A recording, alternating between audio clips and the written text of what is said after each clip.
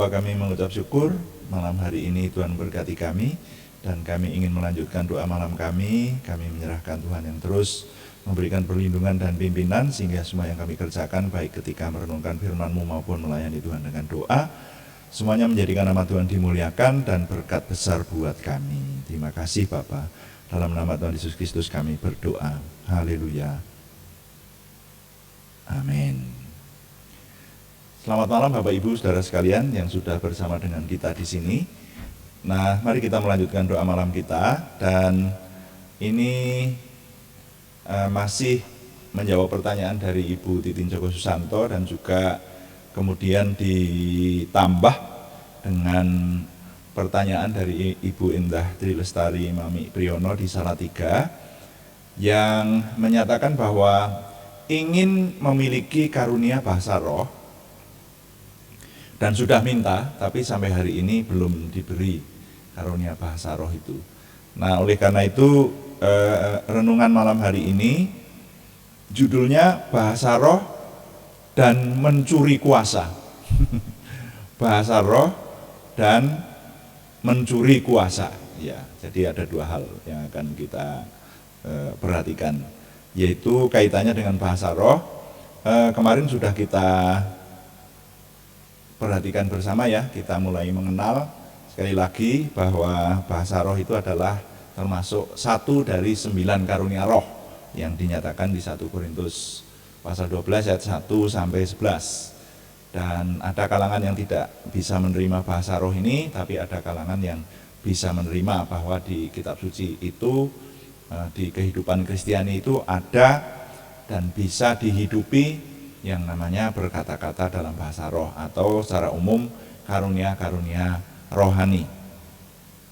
Nah, kemarin juga sudah kita selidiki juga bahwa kalau kita meminta sesuatu kepada Tuhan, seperti Bu Indah meminta sesuatu supaya dapat berkata-kata dengan bahasa roh itu, maka hal itu bisa diterima dengan iman.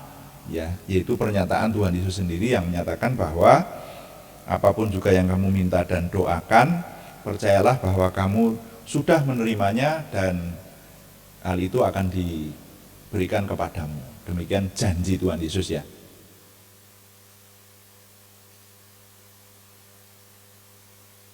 Nah, lalu kita sudah melihat contoh-contoh di sejarah suci bahwa ada kisah di mana permintaan kepada Tuhan itu ya memang diterimanya dengan iman.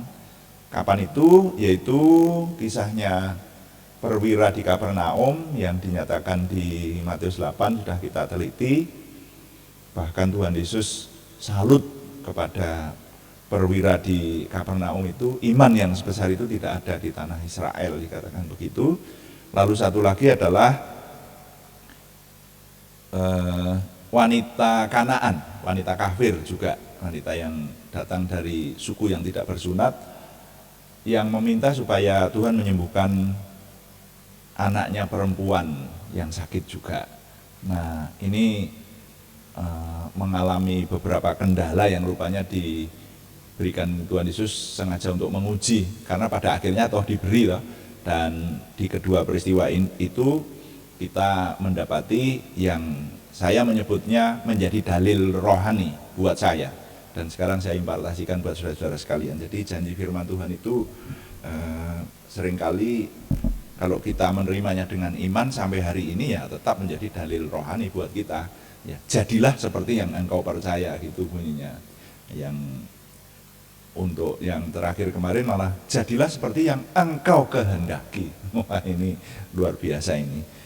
Nah, sekarang mari kita membaca kembali 1 Korintus pasal 14 ayat 1. Kita ingat, kejarlah kasih itu dan usahakanlah dirimu memperoleh karunia-karunia roh. Ya, kalau sampai di sini membacanya kan berarti termasuk bahasa roh toh. Nah, seperti itu. Jadi minta, usahakan, minta kepada Tuhan. Di sini ditambahkan terutama karunia untuk bernubuat. Dan saya ingin mengajak untuk membaca kembali ditambahkan, yaitu dari Markus pasal 5 pada ayatnya 25. Nanti kita akan baca sampai ayat 34, saudara ya. Jadi kita baca Markus pasal 5 mulai ayat 25. Adalah di situ seorang perempuan yang sudah 12 tahun lamanya menderita pendarahan. Ia telah berulang-ulang diobati oleh berbagai tabib sehingga telah dihabiskannya semua yang ada padanya, namun sama sekali tidak ada faedahnya. Malah sebaliknya, keadaannya makin memburuk. Dia sudah mendengar berita-berita tentang Yesus, maka di tengah-tengah orang banyak itu ia mendekati Yesus dari belakang dan menjamah jubahnya. Sebab katanya, asal ku jamah saja jubahnya, aku akan sembuh. Seketika itu juga berhentilah pendarahannya dan ia merasa bahwa badannya sudah sembuh dari penyakitnya. Pada ketika itu juga Yesus mengetahui bahwa ada tenaga yang keluar dari dirinya. Lalu ia berpaling di tengah orang banyak dan bertanya, siapa yang menjamah jubahku? Murid-muridnya menjawab, engkau melihat bagaimana orang-orang ini berdesak-desakan dekatmu, dan engkau bertanya siapa yang menjamah aku? Lalu ia memandang sekelilingnya untuk melihat siapa yang telah melakukan hal itu. Perempuan itu yang menjadi takut dan gemetar ketika mengetahui apa yang telah terjadi atas dirinya, tampil dan tersungkur di depan Yesus dan dengan tulus memberitahukan segala sesuatu kepadanya. Maka katanya kepada perempuan itu, hai anakku, perhatikan ini, imanmu telah menyelamatkan engkau. Pergilah dengan selamat dan sembuhlah dari penyakitmu. Sampai di situ pembacaan saya. Saudara sekalian, ini judulnya bahasa roh dan mencuri kuasa. Ya, jadi mari kita memperdalam pemahaman kita kemarin, yaitu dalil rohani bahwa seperti yang kita imani, yang kita seperti iman yang ada pada kita, tepatnya seperti itu yang akan diberikan Tuhan. Jadi jagai iman kita memiliki iman yang benar, tidak sembarangan, tidak mengada-ada, tapi memang iman yang dari Tuhan dan itu akan diberikan kepada kita. Nah, khususnya nanti pertanyaan Ibu Indah Dilestari adalah kaitannya dengan minta dapat berkata-kata atau karunia berkata-kata dengan bahasa roh. Nah, coba perhatikan kisah ini. Ada seorang wanita yang menderita bleeding, pendarahan ya. Sudah 12 tahun, itu waktu yang lama banget. Tapi saya akan menjelaskan dengan agak singkat aja ini. Waktu yang lama banget, saudara. Dan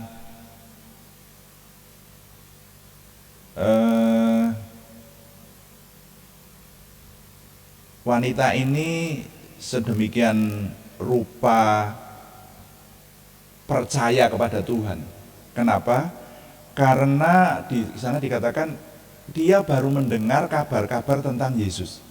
Jadi belum kenal Yesus pasti. Baru mendengar kabar-kabar tentang Yesus, mirip kita.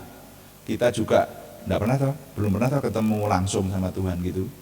Tapi baru mendengar kabar-kabar tentang Yesus. Tapi wanita ini percaya. Nah, mari kita meneladani ini. Nah, karena Tuhan Yesus juga berkata, berbahagialah orang yang tidak melihat namun percaya. Nah, wanita ini kemudian, saudara-saudara sekalian, dari rumah itu mencari Tuhan Yesus. Dan di sini diceritakan ini sebetulnya satu perikop terdiri dari 2 kisah. Nah, salah satu kisah yang kita baca ini sebetulnya ini Tuhan itu ayat-ayat yang di atasnya menjelaskan sedang diundang ke rumahnya Yairus, seorang kepala rumah ibadat. Jadi Tuhan berjalan ke arah rumahnya Yairus, diikuti oleh banyak orang, sedemikian banyak orang. Lalu wanita ini mendekati dari belakang. Wah, ini luar biasa. Coba bayangkan, seorang yang 12 tahun menderita pendarahan, pasti badannya kemungkinan kurus kering, lemah, ya, badannya sudah layu, ya harusnya semangatnya juga sudah tidak ada. 12 tahun loh, saudara. Nah, ini tidak main-main loh ini. Kurang darah.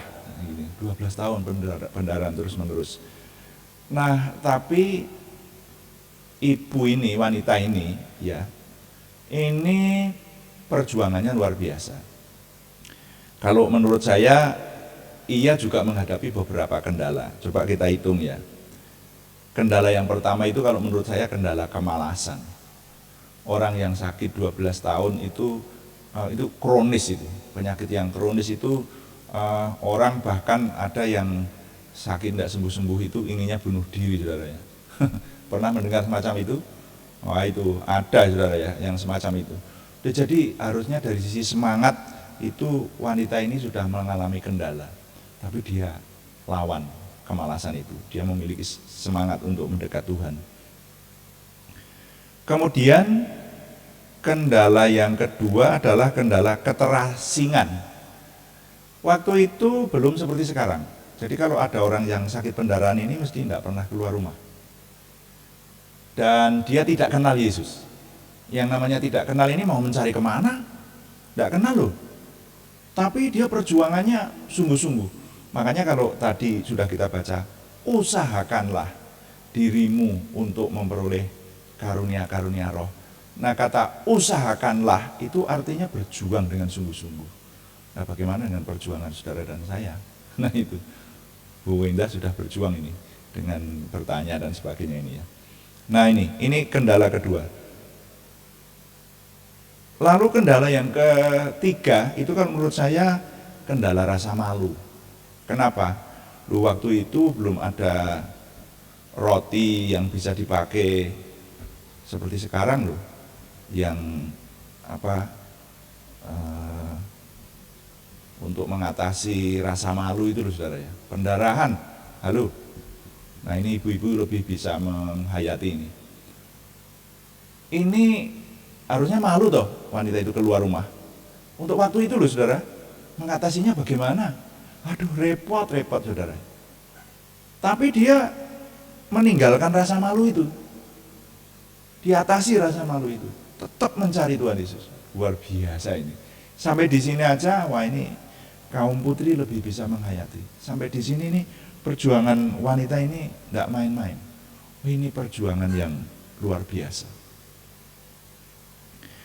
Lalu kendala yang keempat, kalau menurut saya adalah kendala perjuangan secara fisik. Bayangkan Tuhan Yesus sedang berjalan ke arah maju ke depan, diikuti oleh banyak orang, lalu wanita ini mendekati Tuhan dari belakang. Saudara bisa bayangkan perjuangan mendahului orang-orang lain dengan tubuh yang lemah, penyakit kronis 12 tahun, seperti apa perjuangannya? Jadi untuk mencapai dekat dengan Tuhan Yesus itu pasti membutuhkan waktu yang lama. Tapi wanita itu tidak peduli. Tetap berjalan ke arah Tuhan Yesus. Dan dengan perjuangannya itu, akhirnya dia diceritakan kan bisa menjamah jubahnya Tuhan Yesus kan di situ.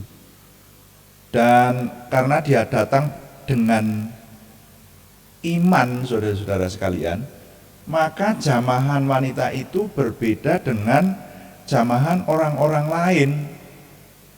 Kalau orang lain itu menyenggol-nyenggol Tuhan Yesus, karena tadi dikatakan ketika wanita itu menjamah dengan iman, jangan lupa, maka yang terjadi ada kuasa yang menyembuhkan wanita itu seketika. Makanya ini yang menjadi pelajaran juga buat kita. Kita sering kumpul-kumpul mendekat sama Tuhan, membawa iman atau enggak? Kalau tidak membawa iman, tidak akan terjadi apa-apa. Tapi wanita itu yang datang dengan imannya, sama-sama menyentuh Tuhan, karena murid-murid itu saja jadi saksi ketika Tuhan menoleh ke belakang dan berkata, yang menjamah jubahku siapa ya? Gitu. Lah murid-murid kan, lah sejak tadi ya banyak yang menjamah jubahnya Tuhan Yesus.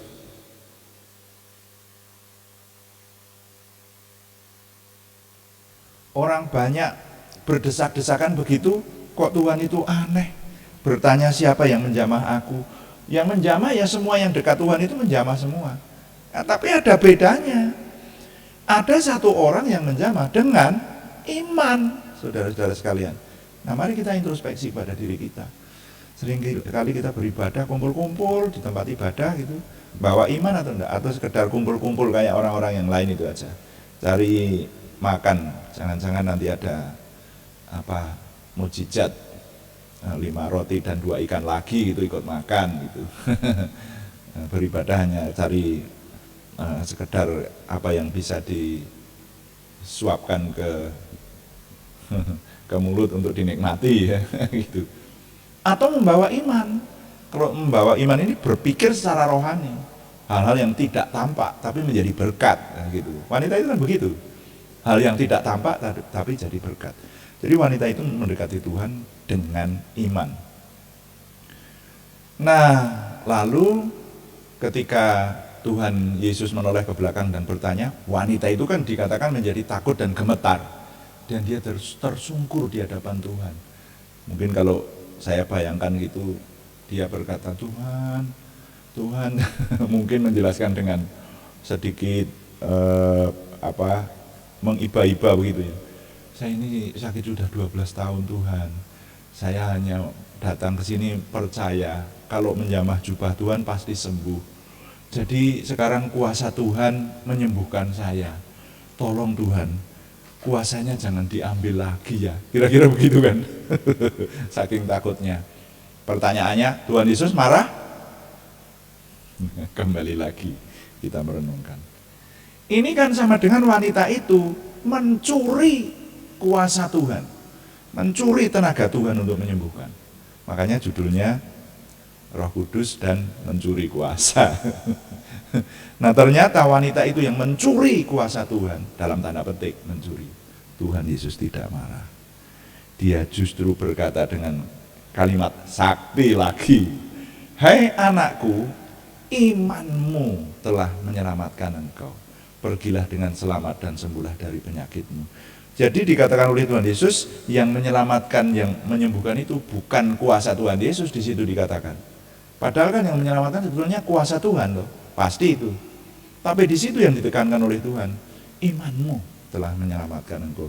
Jadi apa yang dikehendaki, apa yang diminta itu diterima dengan iman. Bahkan Tuhan sendiri tidak terasa bahwa kuasanya sudah dicuri oleh imannya wanita itu, tapi iman itu berkuasa untuk menjadi menimba kuasa Tuhan sehingga sampai kepada kita.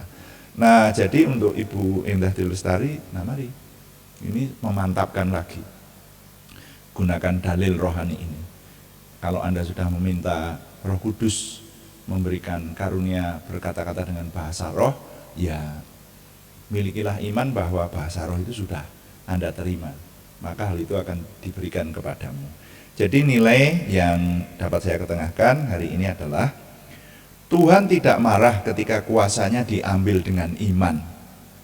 Justru Tuhan memantapkan iman itu dianugerahkan kepada orang yang sungguh-sungguh beriman kepadanya. Ya, gampang dimengerti, ini agak banyak kalimatnya. Saya ulangi, Tuhan tidak marah ketika kuasanya diambil dengan iman. Justru Tuhan memantapkan iman itu dianugerahkan kepada orang yang sungguh-sungguh beriman kepadanya. Tuhan dipuji. Amin.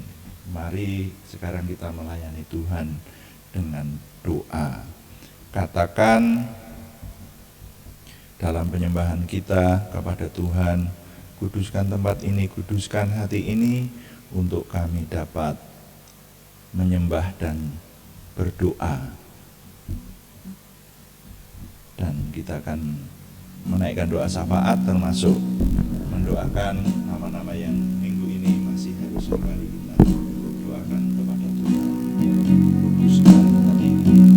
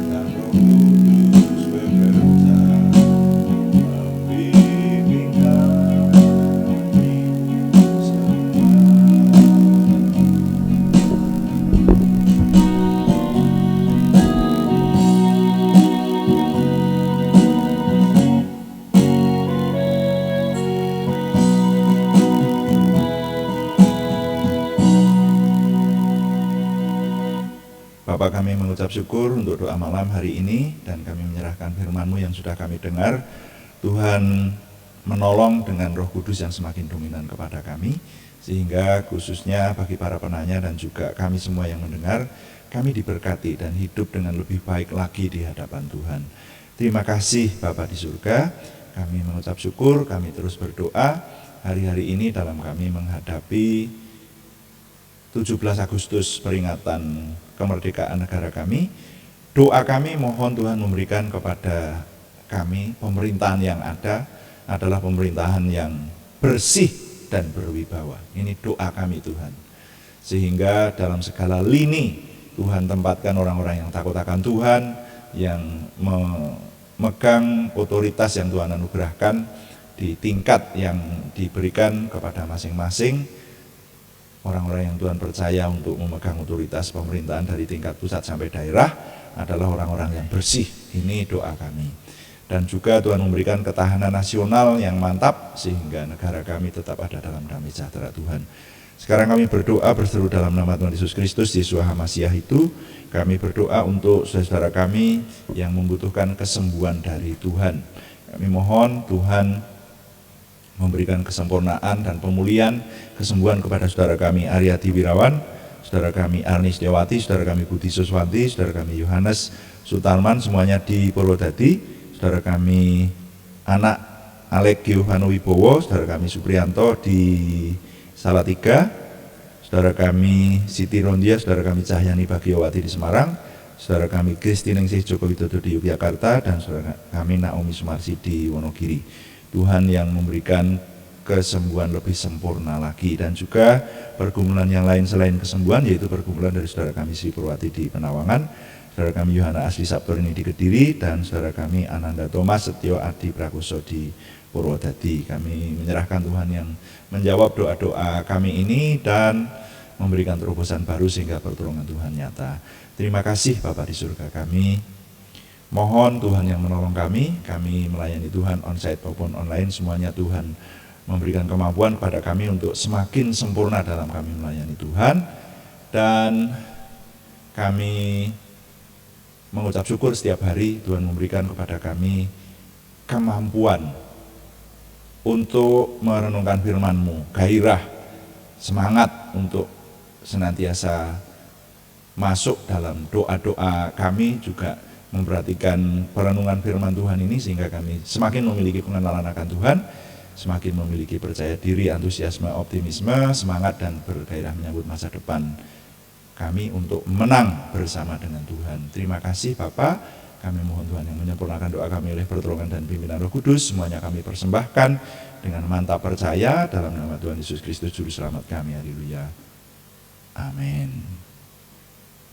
Demikian doa malam hari ini saudara sekalian, dan kami senantiasa mengingatkan setiap akhir doa bahwa doa malam dilaksanakan setiap hari, Senin sampai Sabtu jam 6 atau jam 18 waktu Indonesia Barat.